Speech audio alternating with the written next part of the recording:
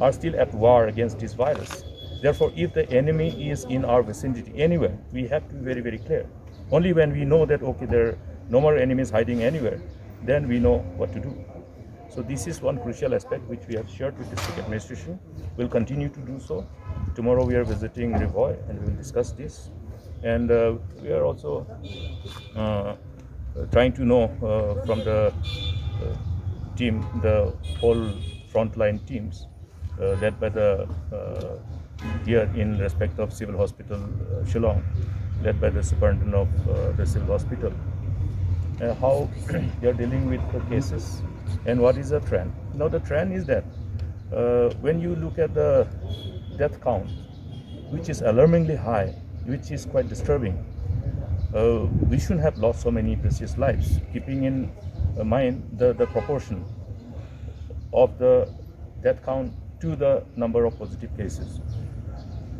Now, why is this? We need to actually understand so that we can prevent it.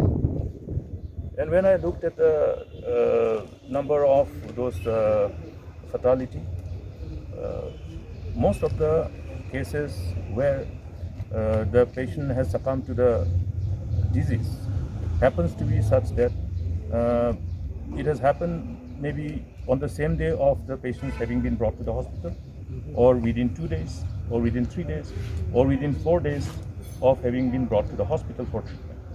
That means the patients are being brought only after the progression of disease has taken substantial toll on the patient. So the team here are unable to resuscitate and cure the patient, resulting in loss of precious lives. This is a matter of concern. Now, why this is happening? It can be because we did not have enough institutionalized quarantine centers, enough corona care centers, and another part is because of the home isolation strategy, wherein the patient and the patient parties are not being able to probably communicate properly or are not communicating properly. It can be either they are not willing to share all the information or they are not being able to share the information to get the correct advice as to when they should be bringing the patient to the hospital. So this is one area which we have discussed. The concerned frontline workers under the command of the GHS and the respective deputy commissioners, I hope they will address these issues. As I have said, there is a robust disease surveillance system. What will be required is to only further activate the existing disease surveillance system and also further strengthen the whole system.